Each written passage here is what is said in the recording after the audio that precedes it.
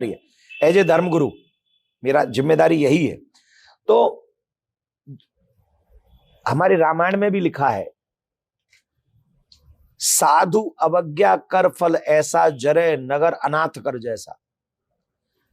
धर्मो हतो हतो हंति, धर्मो रक्षति रक्षता। अगर तुम धर्म की हत्या करोगे, धर्म का अपमान करोगे तो कहीं के नहीं बचोगे, शास्त्रीय प्रमाण है।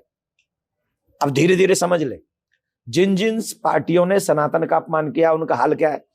अगर वही सम्मान कर लें तो फिर उनका सम्मान हो जाएगा।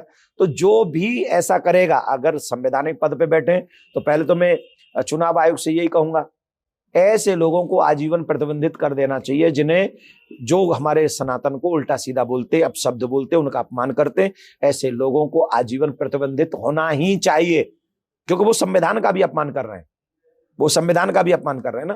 तो ऐसे लोगों का प्रतिबंध होना चाहिए, पहली बात। दूसरी बात, अगर यहां ऐसा सिस्टम चलता भी रहेगा तो ठाकुर जी की मार से कोई नहीं बचेगा। मैं लिख के दे सकता हूं, मैं रहूं न रहूं, आप रहे न रहे, लेकिन ठाकुर जी की मार उन लोगों को सहनी ही पड़ेगी जो धर्म की निंदा और उनका उपहास करते हैं। एक और गुरु जी, आज की कथा में अगर आपके द्वारा ये बात कही जाए कि राष्ट्र हिंदू राष्ट्र की बोलते हैं बार-बार, हाँ, तो क्या कहेंगे हिंदू राष्ट्र के बारे में? बनेगा, इतना कहूंगा, बनेगा हिंदू राष्ट्र, राम राज्य अवश्य एक दिन इस पृथ्वी पर वो सनातन ही लाएंगे। और जिस दिन हिंदू राष्ट्र राम राज्य बना, मैं आपको विश्वास दिलाता हूं, कोई दुख में नहीं रहेगा। राम राज्य की कल्पना आप करिए, जहां कुत्ते को न्याय मिलता हो, कुत्ते को। भगवान श्री राम कुत्ते का बात सुन के उसके साथ न्याय करते हैं। तो ऐसे राम राज्य से किसको कष्ट हो सकता है?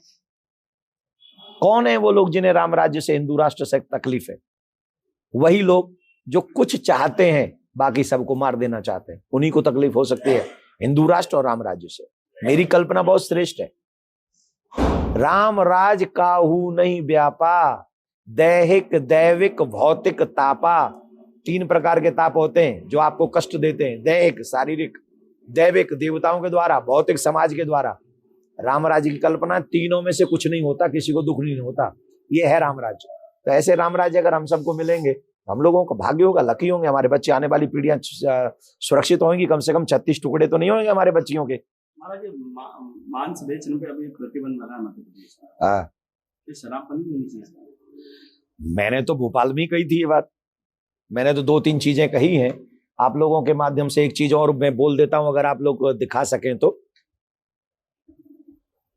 मदिरा से भी ज्यादा खतरनाक इस समय जो मैटर है वो है वेब सीरीज, सोशल साइट्स, जहां हमारे सनातन के सभी रिश्तों के साथ धज्जियां उड़ाई जा रही हैं।